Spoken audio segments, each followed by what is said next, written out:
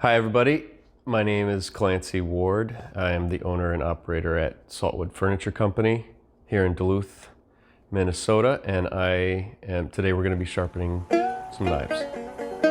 The Duluth Folk School. Handcrafting, building community, having fun. Join us as we catch up with one of our instructors.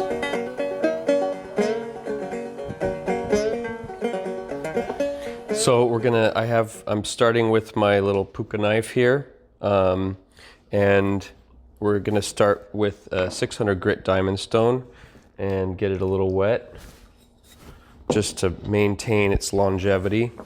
The reason that I use a diamond stone is because it's flat, and I want to create the bevels on either side of the knife, and so I'm just going with whatever bevel is already there. And back and forth. And at the end, you gotta kind of lift up a little bit to be able to follow that bevel that's there. And again, I'm not doing any sharpening right now or burr gathering. I'm just establishing a bevel, because over time, that bevel, as you strop the knife, that bevel will go away. So I just want to make sure that it's still there. Because ultimately, two flat surfaces are gonna come together to a point, and that's gonna be your edge. This being one flat surface and this being the other flat surface. So as you can see, I'm grinding down a little bit and it's getting close. You kind of want to lean forward a little bit instead of lying back on the bevel, because there's a tendency to kind of ride on the back side of the bevel instead of the front. Okay, so I like how that's looking. So now I'm going to use this, and you can either go like this or like this. I'm doing this.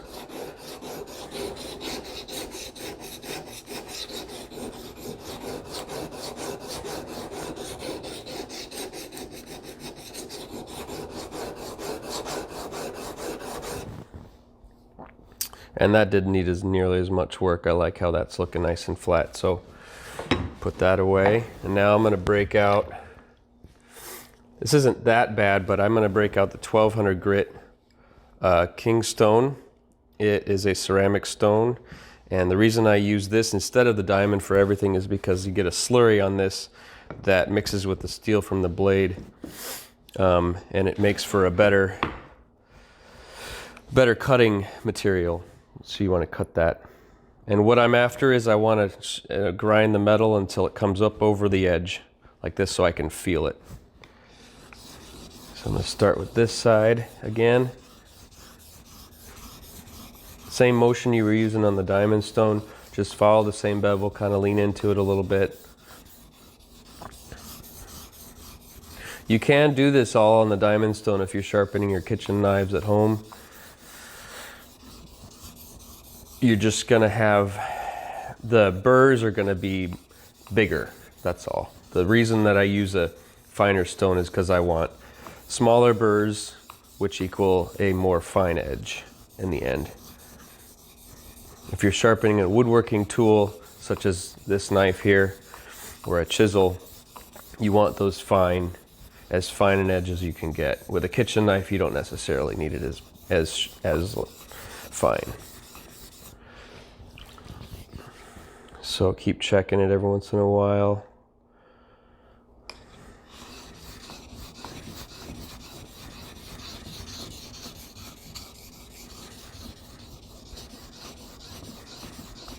Make sure you've got the stone centered on your whatever position you're in, whether you're kneeling on the floor or standing up, and you kind of let your hands pull your body, your arms are pulling your body towards it, and you're using the energy that's in your core right here to lean into the bevel. You're not pushing down super hard, just kind of pushing down enough to get some reaction, but not so much that it stops the movement. So I have a little burr hanging on the edge. If you can't feel it with your hand, you can take your nail and kind of drag it up like that. But So that's all I want to do with this stone, actually. And then I'm going to move to the 6,000 grit stone. And this is just a broken piece of that stone. And I rub it on here. This is the same brand. And now I'm going to switch sides because I want to take that burr off. Now I've already established the bevel on the knife, so it's okay that I haven't used that stone. However, I do have an 800 grit stone that I like to use for starting out, and then I would go to the 1200 and switch sides, and then go to the 6000. And in that way you get kind of a little bit of a rougher stone on both sides of the bevel, both flat surfaces. So I kind of want to do this until I get a nice slurry. I'm going kind of longer on the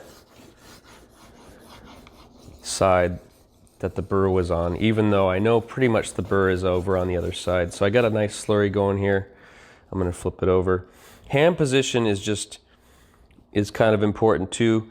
You kind of want to just have this be the guide when you're sharpening a knife, and this hand is sort of keeping it steady.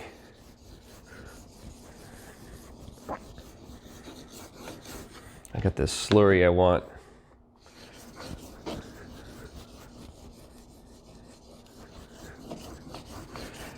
And when you go back to this side, you kind of want the slurry to sort of dry out a little bit.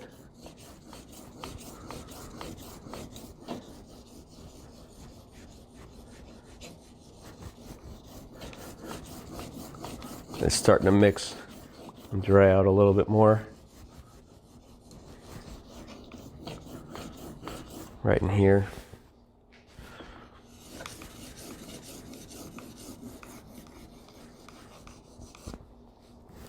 Now you're getting down there, and that burr's starting to go away, and you're getting to the point where you can't really feel it. You can kind of hear it, but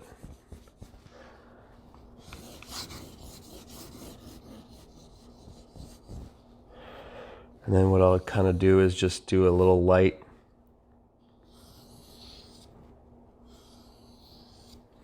And if you watch the slurry really closely, you can see it sort of part.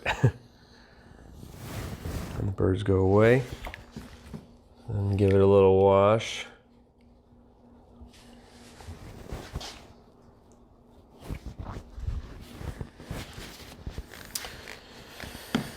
And then I'm going to take my strop,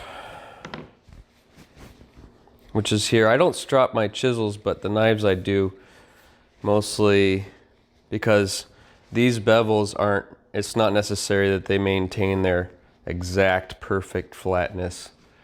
On a chisel, you want the back side of a chisel or a plane iron to be perfectly flat, so I never use a strop on those for that reason.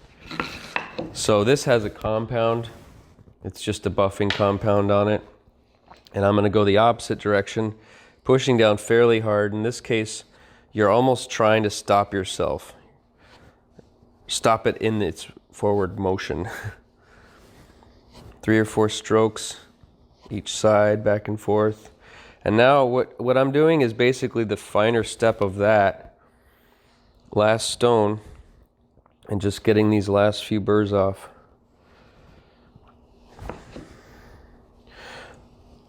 I'll put up a microscope shot of this at some future date as well. And you can probably link it with the folk school. Last few strokes.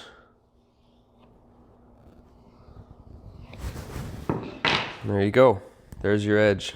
If you cut your hairs off your arm, it just gets dull, so don't do that. Thanks, everybody.